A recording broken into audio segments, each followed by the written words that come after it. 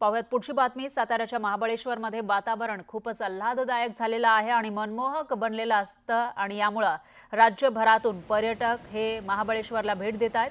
अशा वेळी पावसाळ्यामध्ये महाबळेश्वर पर्यटकांनी बहरलंय, तर महाबळेश्वरच्या पावसाचा आनंद पर्यटक घेताना दिसतायत। वेगवेगळ्या पॉइंट्सवर जाऊन पर्यटक महाबळेश्वरच्या वातावरणाचा आनंद घेत आहेत। महाबळेश्वरमधला प्रसिद्ध असलेला लिंगमळा धबधबा पाहण्याचा मनमुराद आनंद लुटताना पर्यटक दिसून येत आहेत। सुमारे 500 फूट उंचीवरून कोसळणाऱ्या या धबधब्याच्या ठिकाणाहून आढावा घेतलेला आहे आपले प्रतिनिधी सचिन जाधव यांनी।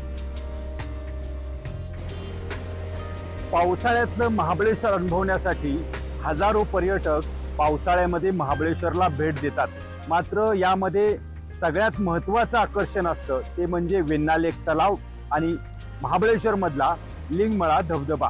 मी आता लिंगमळा धबधब्याच्या समोर उभा आहे। तुम्हाला इथलं सगळं मी मनमोहक असं दृश्य दाखवतोय।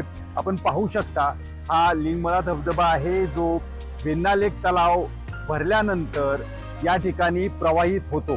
वेण्णा लेक मधलं पाणीच पुढं वेण्णा नदीमधून कनेर धरणाला जाऊन मिळतं आणि लिंगमळा परिसरामध्ये हा धबधबा आपल्याला पाहायला मिळतो।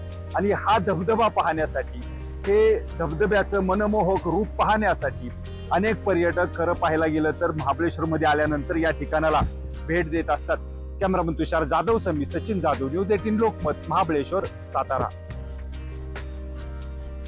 इथे महाबळेश्वरला आमचं पहिल्यांदा विजिट आहे आणि इथे धबधबा पण फार सुंदर आहे आणि लिंगमळा धबधबा आहे, वॉटरफॉल। खूप आनंद वाटला बघून आणि आनंद घेतला आम्ही पावसामध्ये। तर खारघरच्या पांडवकडा धबधब्यामध्ये अतिउत्साही एक तरुण अडकला होता। आतमध्ये उतरून जाण्याच्या नादामध्ये पाण्याच्या प्रवाहाचा अंदाज न आल्यानं हा तरुण अडकला। फायर ब्रिगेड खारघर यांना कळताच त्यांनी दोरीच्या सहाय्यानं त्याला वाचवलंय। तर हा तरुण खारघरमधील रहिवासी असल्याची प्राथमिक माहिती समोर आलेली आहे आणि त्यानं या धबधब्यामध्ये उतरण्याचा प्रयत्न केला, मात्र त्यामध्ये तो अडकला।